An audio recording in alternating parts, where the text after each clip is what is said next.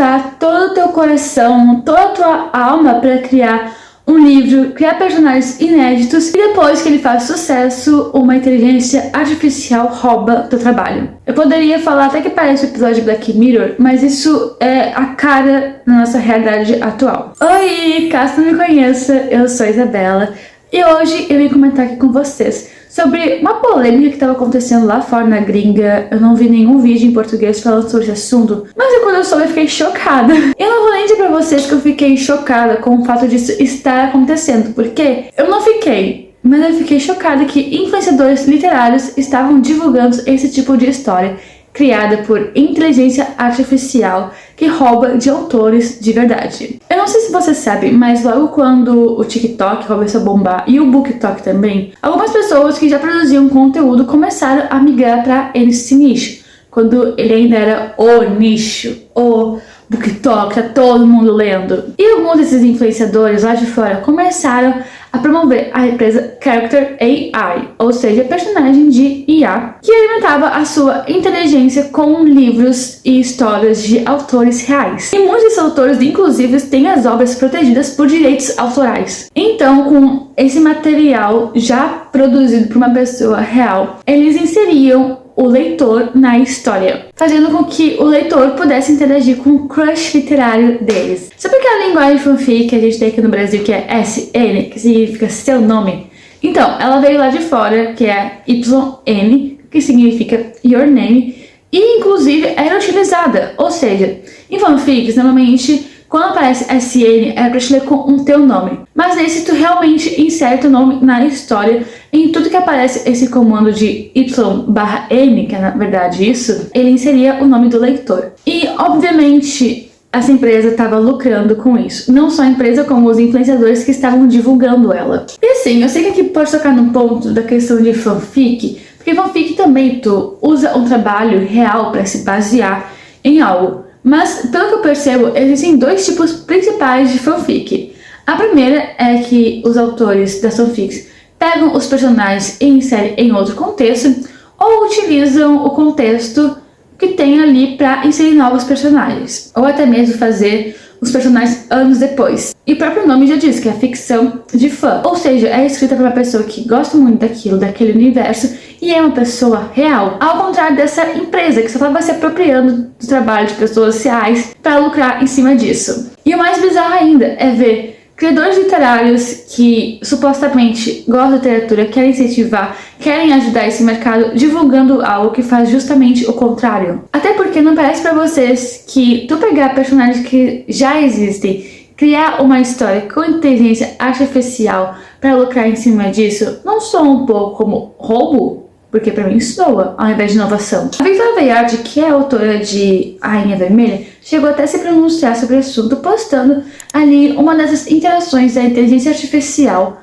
mostrando que o personagem que estava sendo descrito era claramente um personagem dela. Eu não consigo imaginar a tristeza e a chateação que a pessoa deve sentir de ver que um trabalho que ela se dedicou por muito tempo a criar estava sendo usado como nada. E detalhe, alguns influenciadores chegaram a avisar que eles não sabiam do efeito negativo da inteligência artificial, tanto em termos de direitos autorais, ambientais ou éticos, o que me soa um pouco estranho tu trabalhar com a internet e tu não entender a problemática disso tudo. Eu não entendo por que as pessoas simplesmente elas querem interagir com o personagem favorito delas dessa forma, sendo que elas podem, sei lá, reler os livros. Por que tu precisa de algo o tempo todo novo e imediato? E vai ler um livro novo, vai ler um fanfic, sei lá, vai procurar fanart. E claro que não é só os influenciadores literários que estão embarcando nessa. O próprio mundo editorial, utilizando inteligência artificial para criar capas ao invés de artistas reais, apenas para cortar um custo.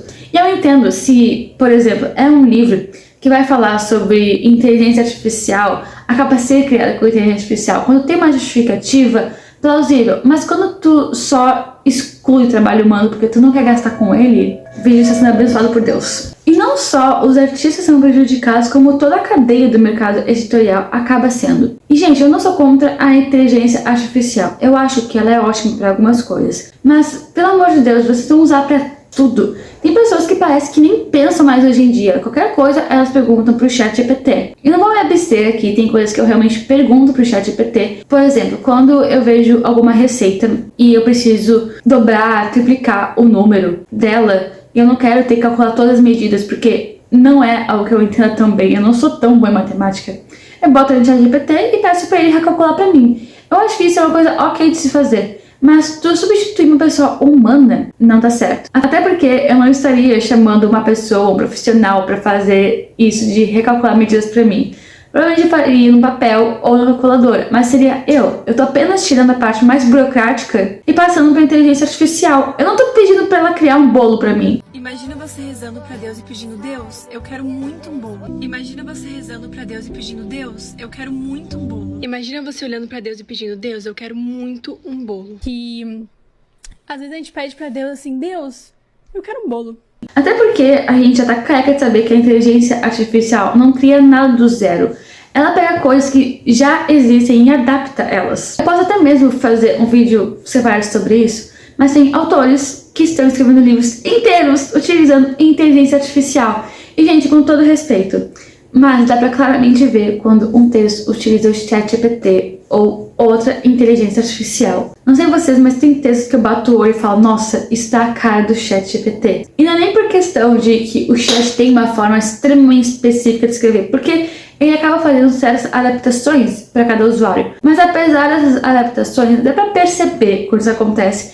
E outra coisa, tem pessoas que a gente conhece como que elas escrevem de verdade, e do nada elas começam escrevendo de jeito totalmente diferente e acho que ninguém vai notar. A gente nota. Tem até mesmo a teoria de que algumas editoras estão fazendo todos os seus livros de inteligência artificial para não ter que lidar com os autores. E com lidar com os autores eu digo pagar eles. Além disso, tem outra coisa. Os vieses. Como a inteligência artificial é treinada com uma linguagem da internet que já existe nela, ela pode reproduzir alguns preconceitos. Inclusive, tinha um aplicativo chamado Fable, que ele foi duramente criticado por utilizar inteligência artificial para fazer resumos de personagens. Só que esses resumos continham preconceitos. Sinceramente, esse recurso foi desativado e foi substituído por pessoas reais, só que aí já era um pouco tarde para isso, né? Por isso, um grupo de escritores, no dia 27 de junho, lançou uma carta aberta às editoras, publicado no Library Hub. O documento pede que as grandes editoras se prometam a não publicar livros criados por inteligência artificial, nem substituir suas equipes humanas por ferramentas automatizadas. Na carta, esse grupo de escritores afirma que a inteligência artificial nunca vai poder entender o que é ser humano, o que é ter sentimentos, e que cada história é o fruto da vivência de cada autor, o que faz com que a IA acabe se tornando uma forma de apagamento dessas vivências. Mas enfim, gente, o que vocês acham sobre isso? Eu já dei minha opinião ao longo do vídeo. Eu acho que a inteligência artificial ela deveria ser utilizada para fazer as coisas burocráticas e chatas do nosso trabalho, ao invés das partes criativas, interessantes e artísticas. Enfim, espero que tenham gostado desse vídeo. Um beijo, tchau!